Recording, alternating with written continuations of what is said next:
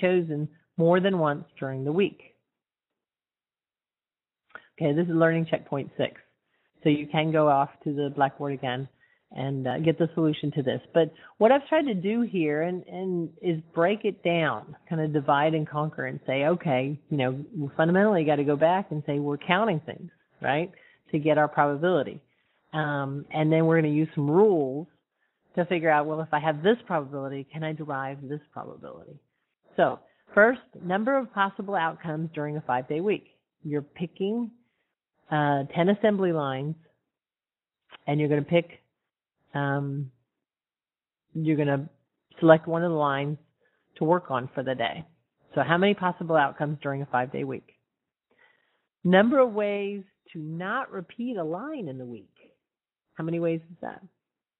Probability that any line is not repeated in a week. Okay, so this gets you back to be thinking about what is your event.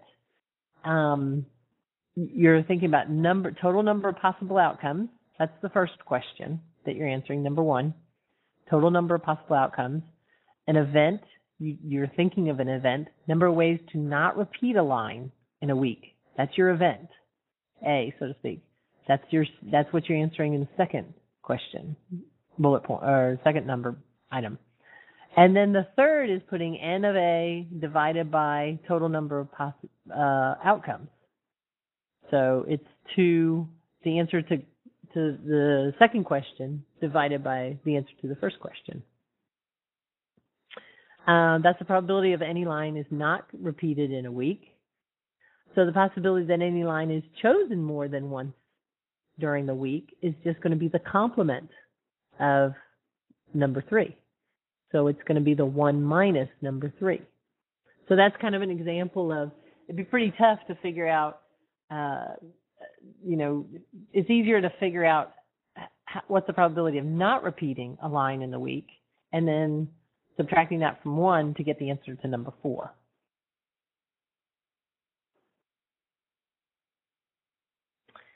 Okay, another example, another thing to work on. A rocket has a built-in redundant system. In this system, if a component fails, it is bypassed and component B is used. If component B fails, it is bypassed and component C is used. The probability of a failure of any one of these components is 0.15.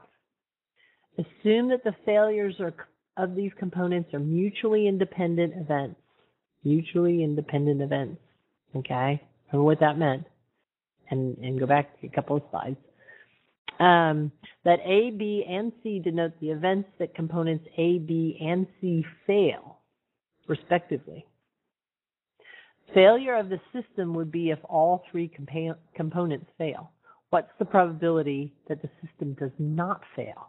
Okay, so this is a heads up, and again, it's a learning checkpoint, so you can go check the solution. But again, what do you have here? You have a product rule. You have the mutually independent events to be able to figure out what's the probability of all failing. And then you have the question of what's the probability that the system does not fail, and you're looking at the complement rule as a way to derive that probability, given what you know.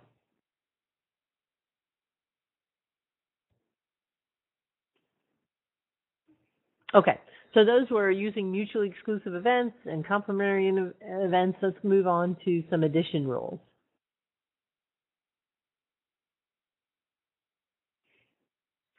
Okay, a rule.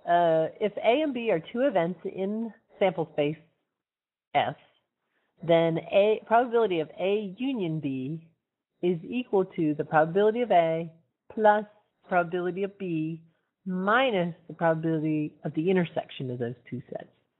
So again, this is pretty important stuff here. Probability of A union B is equal to probability of A plus probability of B minus probability of A and B. Okay, so what you're going to end up using is you'll use this in different ways. Given whatever probabilities you have, you can go back, work around, and figure out what it is you need to calculate. So as an example, a poll of 100 people determines that 82 like ice cream and 62 likes cakes. What's the probability that a person likes both if each person likes at least one? Okay, so something to note. So what's the probability that a person likes both? Okay, and that is somebody, and that turns out, just as a heads up, so work this out. What's the probability of A? If we say A is the event that they like ice cream. So that's going to be, probability of A would be 82 over 100.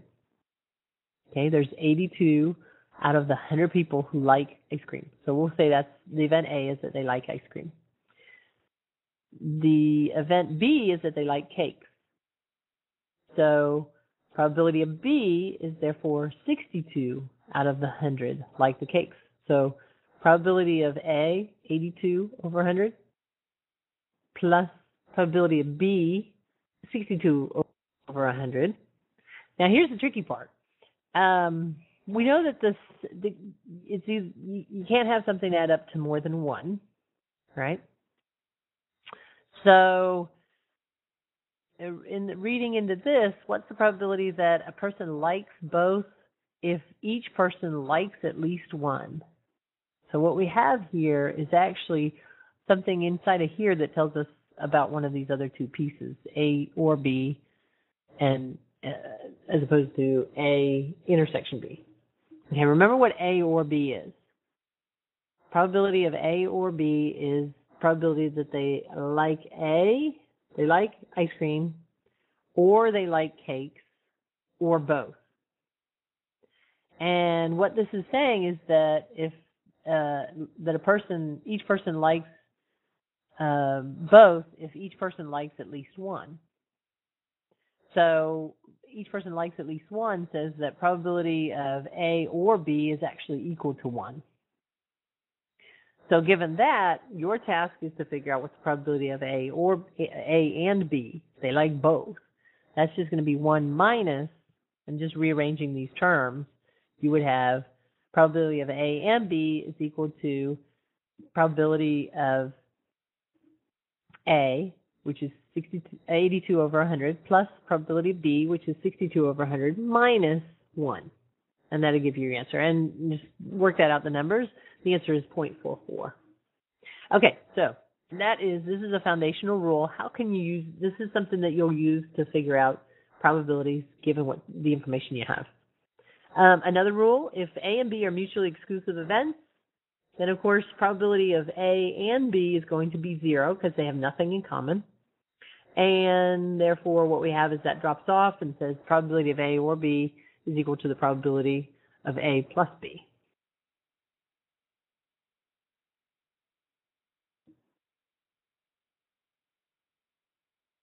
Okay, learning checkpoint 8.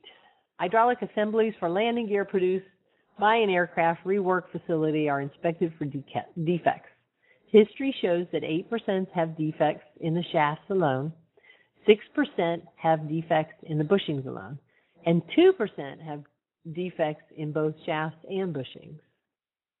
If one such assembly is randomly chosen, find the probability that it has the following characteristics: a bushing defect, a shaft or a bushing defect, only one of the two types of defects, no defects in shafts or bushings. All right. So one thing I'd recommend is imagine that there's I've seen folks solve it this way if you're kind of a visual person. Imagine that there's 100 assemblies. And now do a mapping, take the 8% of 100 would be 8. So say that 8 of them have defects in shafts alone.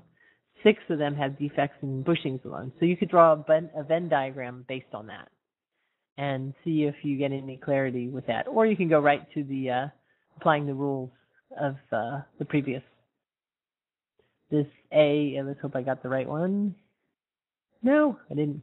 Here we go. Using this rule of A, probability of A or B is equal to probability of A plus probability of B minus probability of A and B. So you could go directly apply that to the information that you have in Learning Point 8 and do it there. Additionally, here's another checkpoint you can look at. A manufacturing company has 2 retail outlets. It is known that 30% of potential customers buy products from outlet 1 alone, 50% buy from outlet 2 alone, 10% buy from both 1 and 2, and 10% buy from neither. Let A denote the event that a potential customer, chosen randomly chosen, buys from outlet 1, and let B denote the event that the customer buys from outlet 2. Find these different probabilities.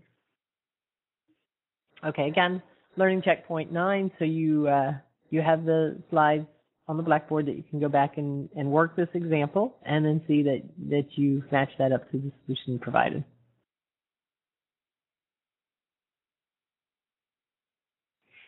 Okay, more rules. Okay, and again, the focus here is that we have some information. We're trying to use that information to derive probabilities, some other probabilities that we may not have, and make life easy for ourselves. A lot of times you use these rules just because you'd have to do a lot of calculation to get a probability. But if you have some other probabilities already available and you know some relationships between events, you can use those to figure out the core thing you're interested in.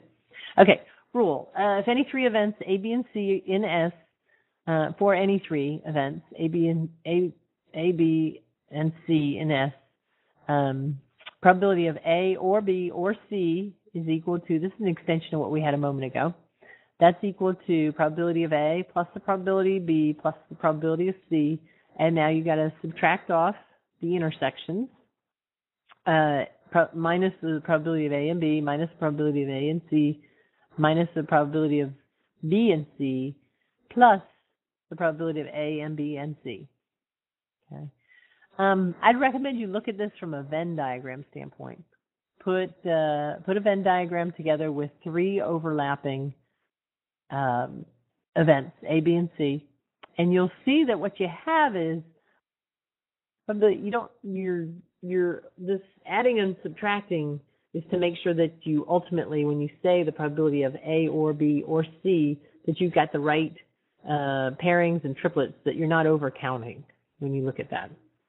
If A, B, and C are mutually exclusive in S, the sample space, then probability of A or B or C is simplified to probability of A plus probability of B plus probability of C.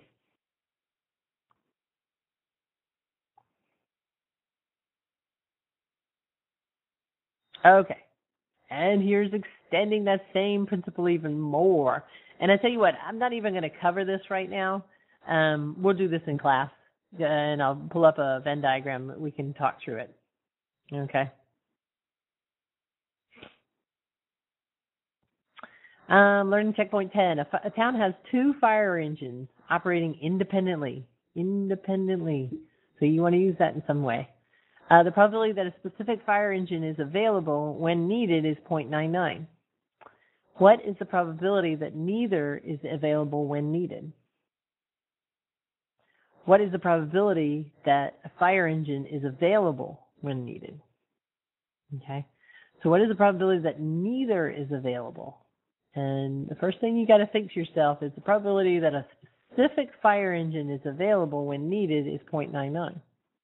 Probability that a specific fire engine is not available, using the complement rule, is then 1 minus 0.99 or 0.01. So if you have 2 of those and you want neither one of them available, okay, and they're independent, think about what that leads you to. All right? This is a hint before you actually go look at the solutions in the Learning Checkpoint solution pack.